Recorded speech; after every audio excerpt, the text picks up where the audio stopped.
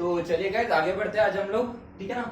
Last lecture में हम लोगों ने सॉलिड के बारे में पढ़े। हम लोगों ने ये देखी कि जो सॉलिड होता है उसमें जो हमारे कंस्टिट्यूएंट पार्टिकल होते हैं वो कैसे होते हैं, क्लोजली पैक्ड होते हैं। उसी के बेसिस के ऊपर आज हम लोग क्या करने वाले हैं, सॉलिड को क्लासिफाई करने वाले, उसके टाइप्स देखने वाले हैं। Okay, so types of solid में सबसे पहले हम लोग जो देखेंगे वो हमारा क्रिस्टलाइन सॉलिड,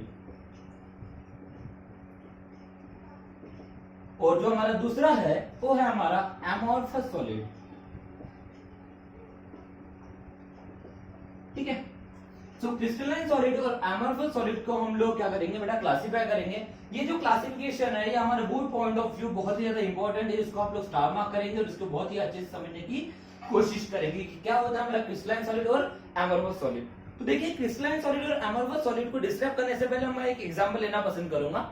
जैसे कि आप सब लोगों ने चौक देखे और मार्बल देखे, बराबर है ना। तो चौक और मार्बल अगर देखा जाए तो ये सेम कंस्टिट्यूएंट पार्टिकल से बने होते हैं, that is what, calcium carbonate. ये दोनों के दोनों हमारे कैल्शियम कार्बोनेट से बने होते हैं। लेकिन अगर हम लोग देखते हैं कि चौक अगर हम लोग देखते हैं तो चौक अगर मैं ब्रेक डाउन करना चाहूँ तो वो इजिली ब्रेक डाउन हो जाता है, बराबर है। लेकिन यहाँ पे क्या आप लोग देखे, मार्बल को आप लोग इजिली ब्रेक डाउन कर सकते हैं क्या, नहीं कर सकते। लेकिन व्हाई, क्यों ऐसा होता है, जबकि दोनों के दोनों अगर देखा जाए, मतलब हमारा चौक देखा जाए या फिर हमारा मार्बल देखा जाए, ये दोनों के दोनों देखा जाए तो बने कैसे, कैल्शियम कार्बोनेट से। लेकिन एक है जो हमारा इजीली ब्रेक डाउन हो जाता है और एक है हमारा जो इजीली ब्रेक डाउन नहीं होता है। उसकी वजह क्या होता है, यही जानने के लिए आज हम लोग इन दोनों को क्लासिफिकेशन करेंगे। That is what, crystalline solid क्या होता है, दूसरा क्या होता है हमारा एमोर्फस सॉलिड क्या होता है। तो देखते हैं क्रिस्टलाइन सॉलिड किसे कहेंगे हम लोग और एमोर्फस सॉलिड किसे कहेंगे।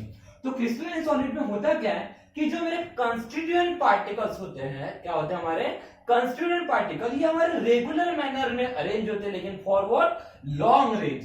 That is what, regular arrangement of constituent particle for long range।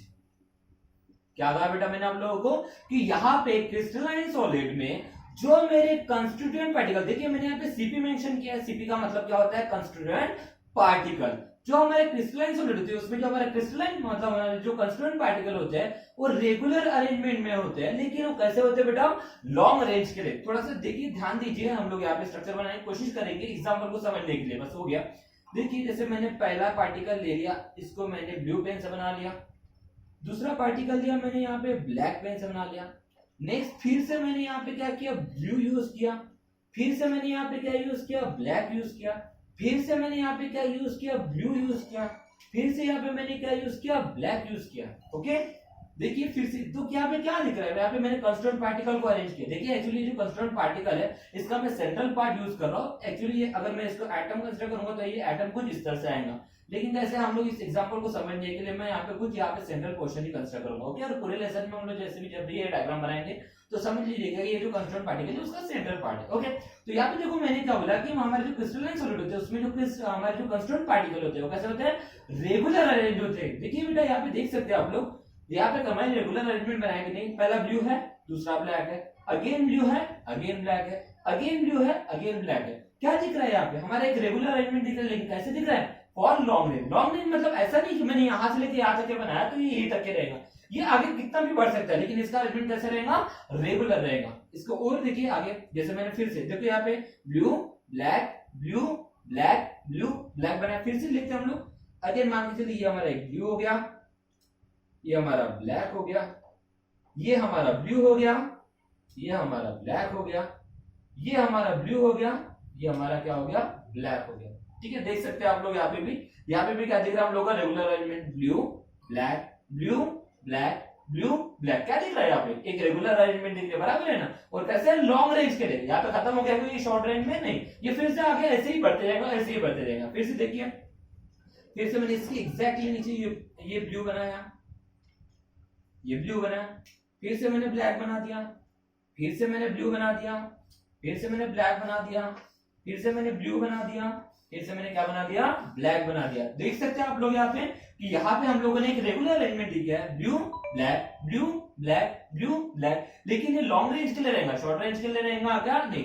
And this is what हमारे क्रिस्टलाइन सॉलिड की। क्रिस्टलाइन सॉलिड में क्या होता है, जो हमारे कंस्टिट्यूएंट पार्टिकल होते हैं उनका अरेंजमेंट रेगुलर तो होता है, लेकिन कैसा होता है बेटा, लॉन्ग रेंज। वेयर एज अगर मैं एमोर्फस सॉलिड की अगर बात करूं तो यहाँ पे क्या होगा, हियर जो हमारे यहाँ पे कंस्टिट्यूएंट पार्टिकल है ये भी रेगुलर मैनर में ही दिखेंगे, लेकिन ये लॉन्ग रेंज के लिए नहीं दिखेंगे। कैसे दिखेंगे बेटा? शॉर्ट रेंज के लिए दिखेंगे। That is what regular arrangement of constituent particle for short range. Yes exactly, यहाँ पे मैं सेम सही बोल रहा हूं बेटा। यही चीज आप लोगों को कॉन्सेप्ट करना है कि यहाँ पे हमारे जो एमोर्फस सॉलिड रहेंगे, यहाँ पे जो मेरे कंस्टिट्यूएंट पार्टिकल, देखो सीपी का मतलब क्या होता है? Constituent particle. यहाँ पे मेरे जो कंस्टिट्यूएंट पार्टिकल है इनका जो अरेंजमेंट है रेगुलर तो है, लेकिन कैसा है? Short range. देखिए समझने की कोशिश कीजिए। जैसे मान के लिए मैंने पहले ब्लू बना दिया, फिर ब्लैक बना दिया, फिर मैंने ब्लू बना दिया। अब मेरा क्या होना चाहिए? ब्लैक, लेकिन यहाँ पे मैंने फिर से बना दिया ब्लू ब्लू ब्लू। क्या दिख रहा है बेटा आप लोगों को? यहाँ पे यहाँ देखो, देखो ब्लू ब्लैक ब्लू, यहां तक क्या हमारा कुछ, चलिए मान के लिए इसको भी ब्लैक ले लेते हैं। लेकिन इसके बाद क्या दिख रहा है? देखो ब्लू ब्लैक, यहाँ तक रेगुलर अरेंजमेंट दिखिए, लेकिन यहाँ पे ये लॉन्ग रेंज के लिए दिखेगी या नहीं? ये यहाँ पे क्या देखिए बेटा? Short range. यही बेटा सबसे बड़ा पहला डिफरेंस होता है क्रिस्टलाइन सॉलिड और एमोर्फस सॉलिड में, कि यहाँ पे क्रिस्टलाइन सॉलिड में जो मेरे कंस्टिट्यूएंट पार्टिकल होते हैं ये रेगुलरली अरेंज तो होते हैं, लेकिन कैसे होते हैं बेटा? लॉन्ग रेंज के लिए होते हैं। लेकिन एमोर्फस सॉलिड में हमारे जो कंस्टिट्यूएंट पार्टिकल होते हैं ये रेगुलर मैनर में अरेंजमेंट तो देखेंगे, लेकिन ये कैसे देखेंगे बेटा? शॉर्ट रेंज के लिए देखेंगे। ओके, जैसे कि कुछ देखिए, ध्यान दीजिए, यहां पे आप लोगों को एक रैंडम अरेंजमेंट दिखेंगे कि कुछ ऐसा प्रॉपर अरेंजमेंट नहीं दिखेंगे बेटा। इसी वजह से मैं यहाँ पे बोल सकता हूँ कि यहाँ पे इररेगुलर अरेंजमेंट होता है। क्या होता है? Irregular arrangement. यही हमारा सबसे पहला डिफरेंस है। Okay, is that clear? चलो आगे बढ़ते हैं।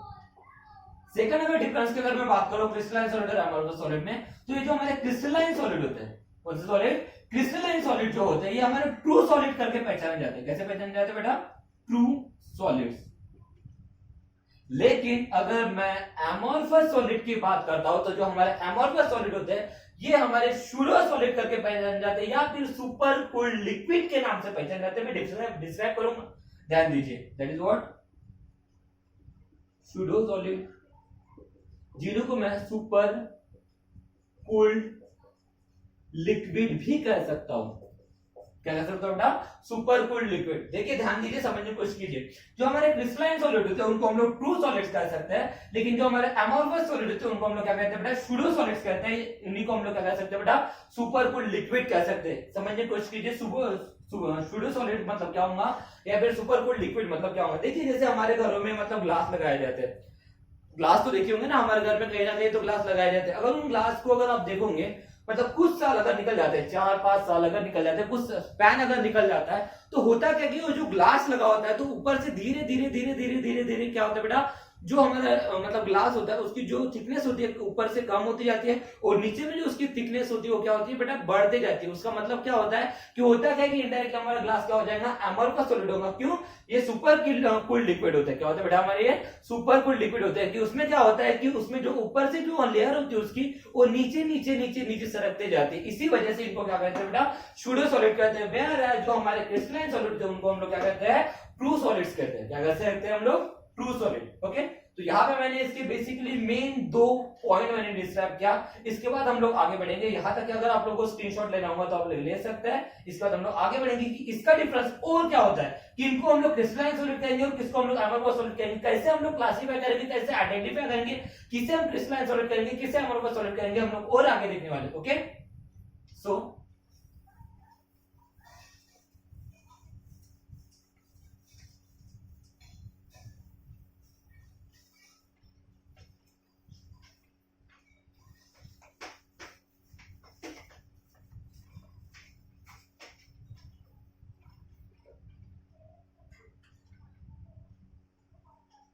थर्ड पॉइंट की अगर मैं बात करता हूं, देखिए ये पॉइंट बहुत ही ज्यादा इंपॉर्टेंट है। बहुत ही ज्यादा बोलोगे तो बहुत ही ज्यादा बोलोगे कि अगर मुझे मेनली क्रिस्टलाइन सॉलिड और एमोर्फस सॉलिड को अगर डिस्क्राइब करना है, डिफाइन करना है, तो मैं इस पॉइंट से डिफाइन कर सकता हूं। और ये बहुत ही ज्यादा इंपॉर्टेंट है, इसको आपको बहुत ही अच्छे से समझने की कोशिश करना है कि जो क्रिस्टलाइन सॉलिड होते हैं, क्या होते हैं बेटा? हमारे क्रिस्टलाइन सॉलिड होते हैं, उनका जो मेल्टिंग पॉइंट होता है वो एग्जैक्टली क्या बोल रहा है बेटा? मैं ध्यान समझने की कोशिश कीजिए कि जो हमारे क्रिस्टलाइन सॉलिड्स होते हैं, क्या होता है बेटा? क्रिस्टलाइन सॉलिड, इनका जो मेल्टिंग पॉइंट होता है वो एग्जैक्टली शार्प होता है। क्या होता है बेटा? Sharp. That is what? Sharp melting point. इनका जो मेल्टिंग पॉइंट देखो, एमपी का मतलब क्या होता है मेल्टिंग पॉइंट। जो मेरा क्रिस्टलाइन सॉलिड होते हैं उनका जो मेल्टिंग पॉइंट होता है वो क्या होता है बेटा शार्प। मतलब अगर मैं बोलूं कि अगर कोई सॉलिड एग्जैक्टली 120 डिग्री सेल्सियस के ऊपर अगर मेल्ट होता है, एग्जैक्टली 120 डिग्री सेल्सियस के ऊपर मेल्ट होता है, तो उसको हम लोग क्या कहेंगे बेटा, हम लोग क्रिस्टलाइन सॉलिड कहेंगे। क्या कहेंगे हम लोग, क्रिस्टलाइन सॉलिड। बट अगर मैं एमॉर्फस सॉलिड की अगर बात करता हूं, किसकी बात करता हूं बेटा, एमॉर्फस सॉलिड की अगर बात करता हूं, तो इसमें जो उसका मेल्टिंग पॉइंट होता है वो शार्प नहीं होता, वो क्या होता है बेटा, इनर रेंज होता है। क्या होता है, inner range. Melting point is in range. Melting point क्या होता है इसका, रेंज में होता है, इसका शार्प मेल्टिंग पॉइंट नहीं होता। एग्जांपल के तौर पे देखते बेटा, समझने की कोशिश करते हैं। जैसे आप लोगों ने चेयर देखे होंगे, क्या देखे होंगे, चेयर। आप चेयर को मेल्ट करना चालू करो, क्या आपको लगता है चेयर एग्जैक्टली सॉलिड से लिक्विड में कन्वर्ट हो जाएगा? जी नहीं। सबसे पहले वो क्या हो जाएगा, गर्म हो जाएगा, फिर उसके बाद वो मूवेबल हो जाएगा, बराबर है ना, कुछ डिग्री सेल्सियस के ऊपर वो मूवेबल हो जाएगा, और फिर बाद में धीरे धीरे धीरे धीरे धीरे धीरे वो क्या हो जाएगा बेटा, लिक्विड में कन्वर्ट हो जाएगा। तो यहाँ पे एग्जैक्ट शार्प वॉल्यूम के ऊपर वो मेल्ट हुआ है क्या, नहीं। इसी वजह से मैंने क्या कहा कि जो हमारा एमॉर्फस सॉलिड होता है उनका जो मेल्टिंग पॉइंट होता है वो क्या में होता है बेटा, इज इन रेंज होता है। इसका मतलब अगर मैं बोलूं कि अगर 100 डिग्री सेल्सियस के ऊपर अगर वो मेल्ट होना चालू हुआ है, तो हो सकता है वो 200 डिग्री सेल्सियस के ऊपर एग्जैक्टली मेल्ट हो जाएगा। एग्जैक्टली शार्प 100 डिग्री सेल्सियस के ऊपर मेल्ट होगा क्या, नहीं। इसके रेंज में वो कहीं पे भी वो मेल्ट हो सकता है। मतलब सॉलिड का कन्वर्शन काय में हो सकता है बेटा, लिक्विड में हो सकता है। और ये इसका बहुत ही ज्यादा इंपॉर्टेंट पॉइंट है जिसको आप लोगों को ध्यान में रखना है कि क्रिस्टलाइन सॉलिड जो होते हैं इनका जो मेल्टिंग पॉइंट होता है वो क्या होता है, शार्प होता है। वेयरएज एमॉर्फस सॉलिड में जो हमारा मेल्टिंग पॉइंट होता है काय में होता है बेटा, एक रेंज में होता है, उसका एग्जैक्टली शार्प मेल्टिंग पॉइंट नहीं होता है। Is that clear? उसके बाद हम लोग आगे बढ़ेंगे, उसका नेक्स्ट पॉइंट देखेंगे। जो हमारे क्रिस्टलाइन सॉलिड्स होते हैं, क्या होते हैं बेटा, क्रिस्टलाइन सॉलिड ये हमारे एनआइसोट्रोपिक होते हैं। कैसे होते हैं बेटा, एनआइसोट्रोपिक इन नेचर होते हैं। देखिए याद रखने का तरीका, गलती से भी ऐसा याद मत रखना कि यहाँ पे ए है इसका मतलब ये एमॉर्फस होगा करके, बिल्कुल गलती से भी याद मत रखना बेटा, ये लॉजिक आपको गलत हो जाएगा। उल्टा है, ए है ये काय में गया बेटा, क्रिस्टलाइन सॉलिड में गया। गलती से भी इस तरह से याद मत करना, ये ध्यान में रखिए कि एनआइसोट्रोपिक नेचर कौन दिखाता है बेटा, हमारा क्रिस्टलाइन सॉलिड दिखाता है। वेयर एज जो हमारे एमॉर्फस सॉलिड होते हैं वो कैसे होते हैं बेटा, आइसोट्रोपिक इन नेचर होते हैं। कैसे होते हैं बेटा, आइसोट्रोपिक इन नेचर। लेकिन इसका मतलब क्या होता है समझने की कोशिश कीजिए। देखिए बेटा, एन आइसोट्रोपिक, क्या बोला मैंने बेटा, एन आइसोट्रोपिक का मतलब क्या होता है, एन आइसोट्रोपिक हम लोग किसे कहेंगे कि जिसमें different properties in different direction. क्या कहा मैंने यहाँ पे, एनआइसोट्रोपिक नेचर में क्या होगा बेटा, एनआइसोट्रोपिक का मतलब क्या होता है कि जो डिफरेंट प्रॉपर्टी शो करता है डिफरेंट डायरेक्शन में। मतलब जैसे जैसे मैं यहाँ पे डायरेक्शन चेंज करूंगा मैं क्रिस्टलाइन सॉलिड में, उन पार्टिकल के बीच में उन जो अरेंजमेंट होती है उसकी जैसे जैसे डायरेक्शन बदलूंगा वैसे वैसे क्या हो जाएंगे, उसके प्रॉपर्टीज क्या हो जाएंगे बेटा, चेंज होते जाएंगे, जिसको मैं फिजिकल प्रॉपर्टी बोलता हूँ। ये देखो इसमें शॉर्टकट यूज कर लेता हूँ, ठीक है ना, समझने के लिए आसानी हो जाएगा। डिफरेंट फिजिकल प्रॉपर्टी, पीपी का मतलब क्या हो जाता है, फिजिकल प्रॉपर्टी। क्रिस्टलाइन सॉलिड में होता क्या है बेटा कि ये हमारे एनआइसोट्रोपिक के नेचर होते हैं। इससे का मतलब क्या होता है कि वो डिफरेंट फिजिकल प्रॉपर्टी दिखाता है इन डिफरेंट डायरेक्शन। समझाऊंगा मैं थोड़ी देर के बाद। तो वेयर एज हमारे एमॉर्फस सॉलिड में मैंने कहा कि ये आइसोट्रोपिक इन नेचर। आइसोट्रोपिक का मतलब क्या होता है, that is what, same physical property. PP का मतलब मैंने क्या कहा, physical property, same physical property in different direction. क्या कहा बेटा मैंने कि जो हमारे एमॉर्फस सॉलिड होते हैं वो कैसे होते हैं, आइसोट्रोपिक इन नेचर। आइसोट्रोपिक का मतलब क्या होता है कि ये सेम फिजिकल प्रॉपर्टी दिखाएंगे इन अ डिफरेंट डायरेक्शन। मतलब डिफरेंट डिफरेंट डायरेक्शन में मैं जैसे जैसे जाऊंगा वैसे वैसे इसकी जो फिजिकल प्रॉपर्टी हो जाएंगे वो क्या होंगी, हमेशा सेम होंगी। लेकिन हमारे क्रिस्टलाइन सॉलिड की अगर मैं बात करूं तो यहाँ पे जो फिजिकल प्रॉपर्टी होते हैं डिफरेंट डायरेक्शन में डिफरेंट होते हैं। थोड़ा सा देखिए, ध्यान दीजिए, समझने की कोशिश कीजिए।